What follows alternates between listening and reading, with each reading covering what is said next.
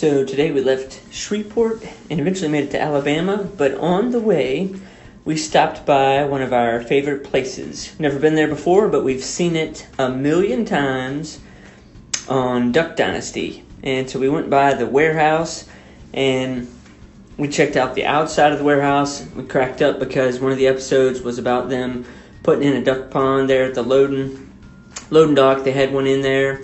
And then we went inside. They have a store inside, and they had all sorts of cool Duck Dynasty stuff on the walls. And of course, you could buy stuff. And they had a map from all the places that people had visited. And they had lots of cool stuff. They had the big, ginormous duck call that was in one of the episodes. That gives you an idea of how tall it was with Lindsay there. And again, they just had all sorts of fun stuff all over the walls. They had some great pictures of the guys. We had a fun time looking at those. And of course, this was from one of the episodes with the kind of the duck camouflage. They had that all set up there. Willie's car with that camouflage on it. And then of course, this is from one of the episodes where they raced those things. And we just had a really good time hanging out there. And then after a little bit, we were back on the road and we made it to Mississippi.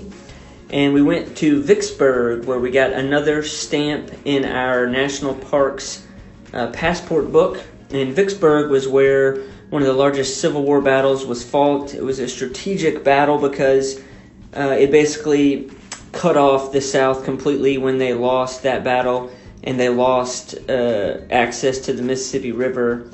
And there was a self-guided tour that was like 16 miles long that you drove around.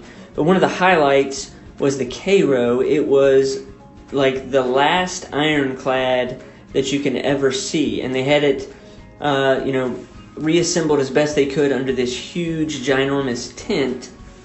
And we had a fun time looking at that. It used 2,000 pounds of coal an hour in the boilers. That's a picture of the boilers right there. And there's the paddles from the boat. And the thing sunk in 12 minutes. It hit several mines, and it sunk remarkably. Everybody survived. And it is just huge. And of course, it was totally covered with steel plate, like 2.5-inch thick steel plate or something like that. I mean, I can't imagine how much it weighed. And everywhere you looked on it, I was just amazed that they built it in 100 days. And if you tried to build that in today's modern society, there's no way in the world you'd get it built in 100 days. It's pretty much an engineering marvel and a manufacturing marvel that they built it that quickly. This is the bell from the boat. And then this gives you an idea of what the thing would have looked like before it sunk. So it was definitely kind of a highlight of the day checking out that old Ironclad. Then we were back on the road again and made it through Mississippi, made it into Alabama, drove for a while in the dark, and we should make it home tomorrow. It's been a great trip.